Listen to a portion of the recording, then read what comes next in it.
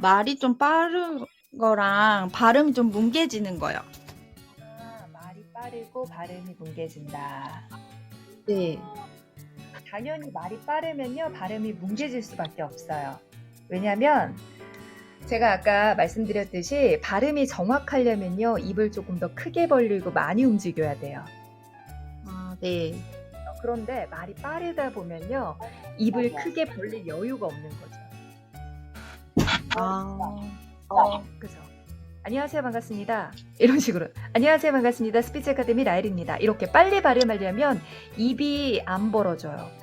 거의 입술만 뗐다 붙였다 이 정도만 되거든요. 그쵸? 네, 가끔 입술만 움직이는 느낌이 들 때가 있어요. 말하다 보면. 네, 맞아요. 그러니까 말이 빠르신 분들은 그리고 말을 길게 하세요. 한 문장을 굉장히 길게 하죠. 안녕하세요. 저는 스피치 아카데미를 운영하고 있고, 저는 SBS 기상캐스터였고, 뭐뭐 했고, 이런 식으로 계속 연결이 돼요. 그러니까 성격이 조금 급하신 분들이 말이 빠르죠, 보통. 그러니까 문장, 그러니까 말이 길어지는 거예요. 그쵸? 할 말이 많고, 말이 빠르고, 메시지는 많아지고, 그러면 전달력이 떨어질 수 있겠죠. 그렇기 때문에 어떤 맞아요. 하시는 게 좋냐면요, 일단 말이 빠르신 분들은 말을 쉬어가는 멈춤을 활용하셔야 돼요.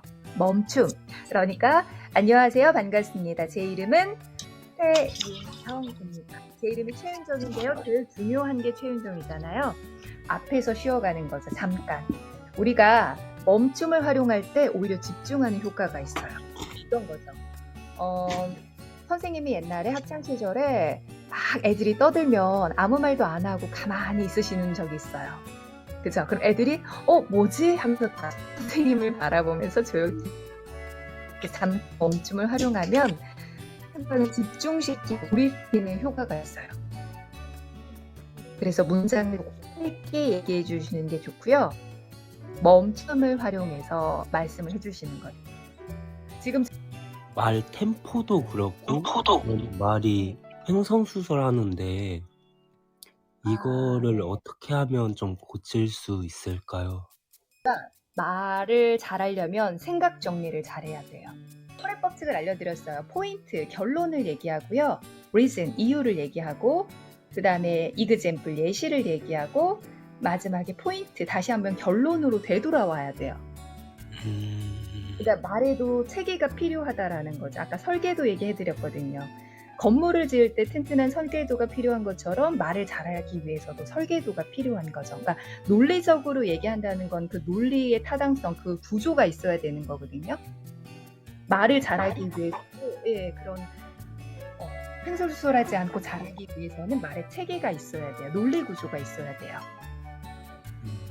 그죠? 그래서 철법이 논리적으로 말하는 기본적인 공식이에요.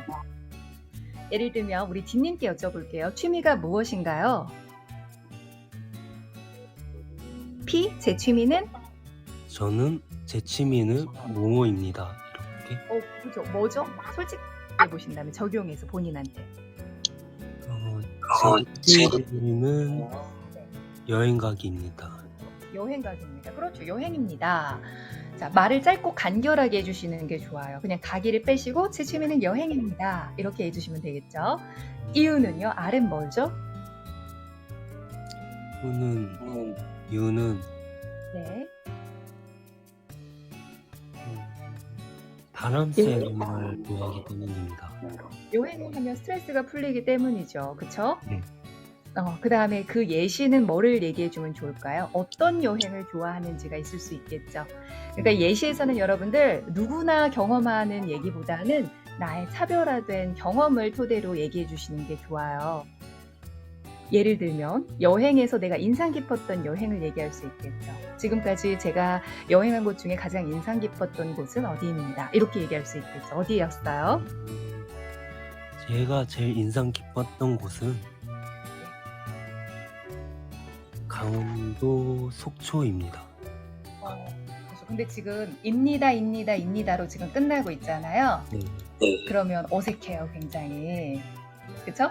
그러면 어떻게 바꿔주냐면요, 여러분들. 했는데요. 했죠. 했어요. 했거든요. 이게 뭐냐면 우리가 문어체랑 구어체가 달라요. 문어체는 글말이고요. 구어체는 인말이에요. 그러니까 말을 자연스럽게 하려면요. 어미를 바꿔주는 거예요. 자, 따라해 보실까요, 딘님? 했는데요. 했는데요. 했죠. 했고요. 네, 이렇게 어미를 바꿔주시는 거예요. 자, 속초 여행이 왜 인상 깊었죠? 제 고향이기 때문이죠. 아, 고향이에요. 그러면 속초 여행 어디가 인상 깊나요? 속초 해수욕장이 인상 깊었죠. 아, 속초 해수욕장이요. 구체적으로 그리고 말을 잘하기 위해서는요. 사람의 머릿속에 그림을 그려주면서 상상하게 만드는 것이 중요해요. 지금 속초 여행, 속초 자, 또 뭐가 있을까요? 구체적인 이야기가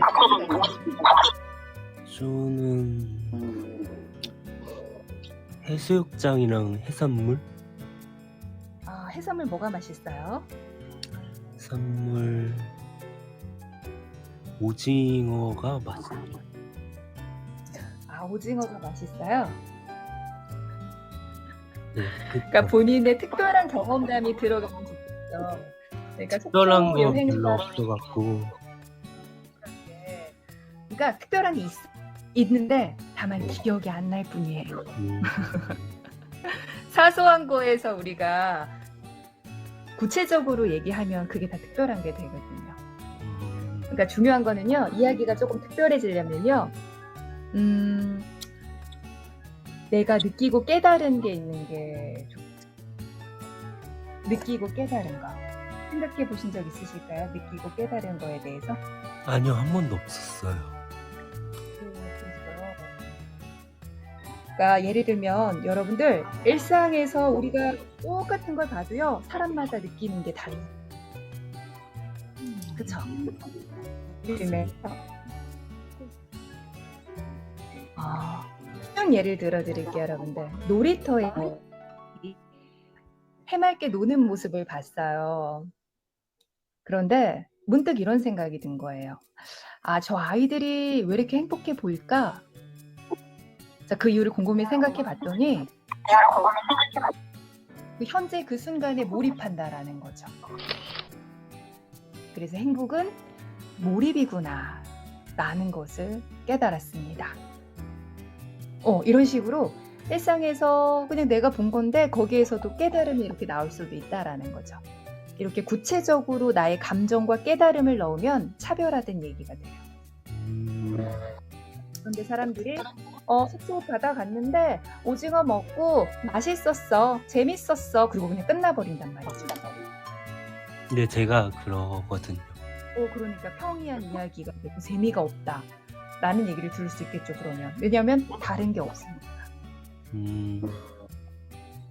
그러니까 말을 잘하려면요 뭔가 새로운 게 있어야 돼요. 그죠? 그러니까 속초와 얽힌 새로운 이야기를 해준다거나 혹은 속초 바다에 관한 뭔가 반전, 속초에 대한 반전의 이야기, 우리가 알고 있는 편견을 깬 이야기들, 아니면 내 깨달음을 얘기해서 관점의 전환. 예를 들어 여행이란 무엇이라 생각하시나요? 라고 물으면 딘님은 뭐라고 얘기하실 건가요? 여행이 무엇인가요? 네. 미선이님 잠깐만요. 네.